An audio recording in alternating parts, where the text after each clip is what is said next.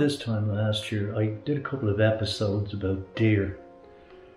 One about red deer, and episode 44, if I remember correctly, was about the fallow deer of the Phoenix Park.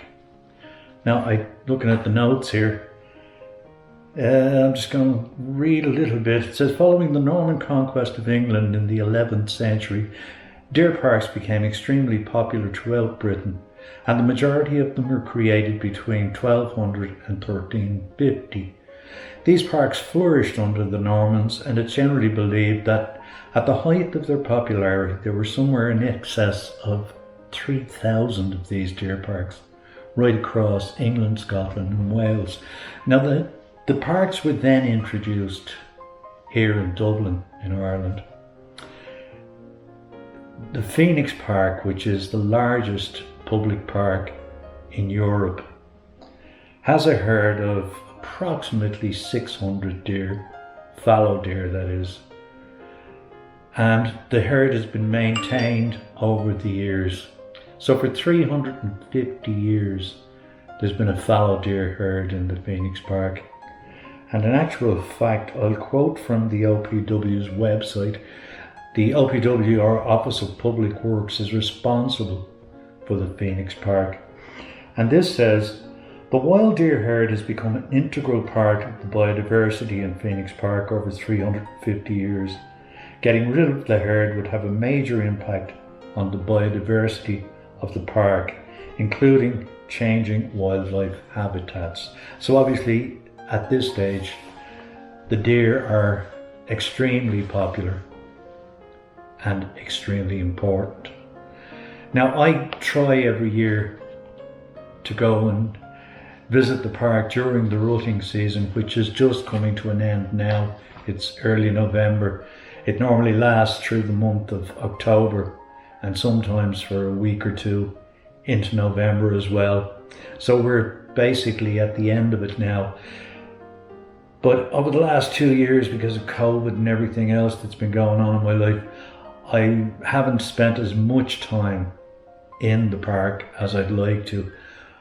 But rather than rehash an episode from last year, I revisited the park and I've looked around my favourite place to actually photograph the deer. So for this week, I hope you'll join me in a little walk around my favourite little forest in the park. And at the end, I'll show you a nice little slideshow of some of the pictures I've taken there.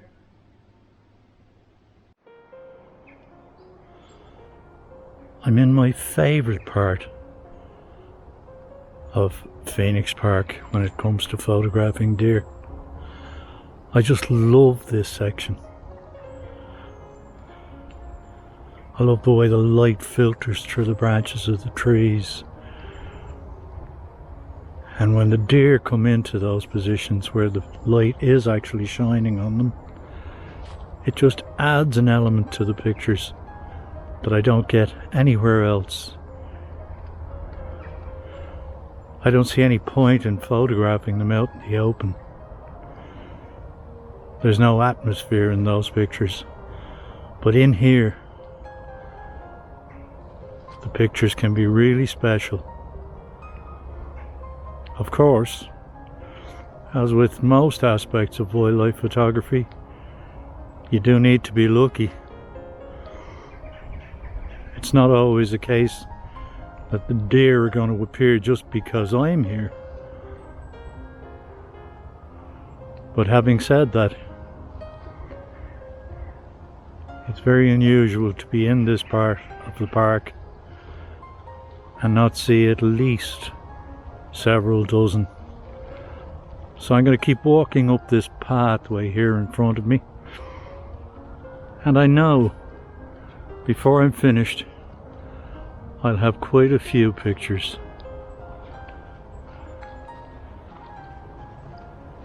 I mean, when you look around right now, it looks as though there's not an animal in sight, but strangely enough, over to my right a little bit, I can see a grey squirrel climbing a tree right above a deer lying down.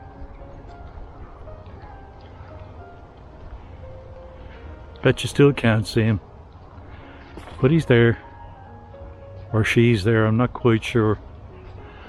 I'm not close enough to tell yet, but I know the movements and I saw what was happening over there, so I'll keep going and hopefully I'll be able to give you a sight of at least one deer before I turn the camera off.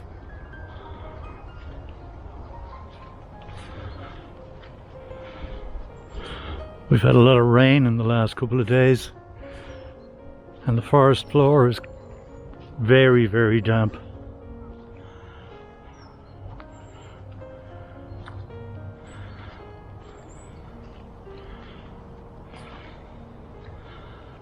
Ah, look at the squirrel.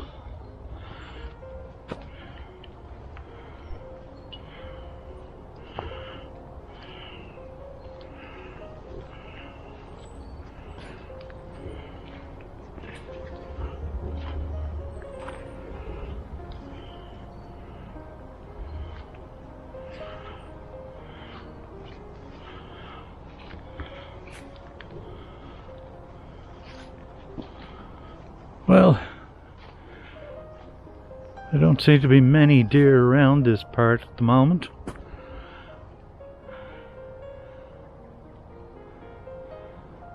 So I guess I'll have to wait until I'm on my way back to show you a few.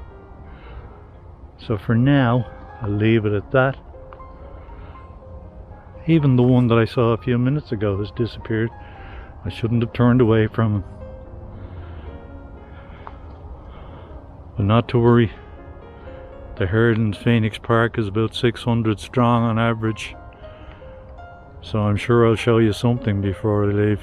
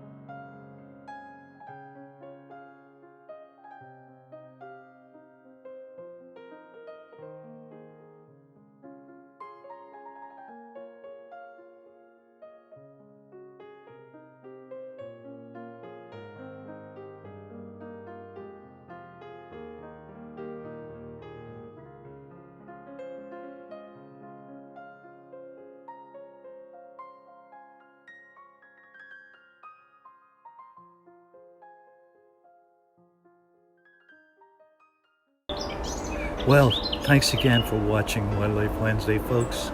I hope you enjoyed this week's episode, and if you did, I'd be grateful if you'd give it a like and subscribe to my channel. And when you do, don't forget to ring the bell so you're notified every time I upload new content. If you'd like to buy a copy of my safari book From Sunrise to Sunset, just follow the link below the video.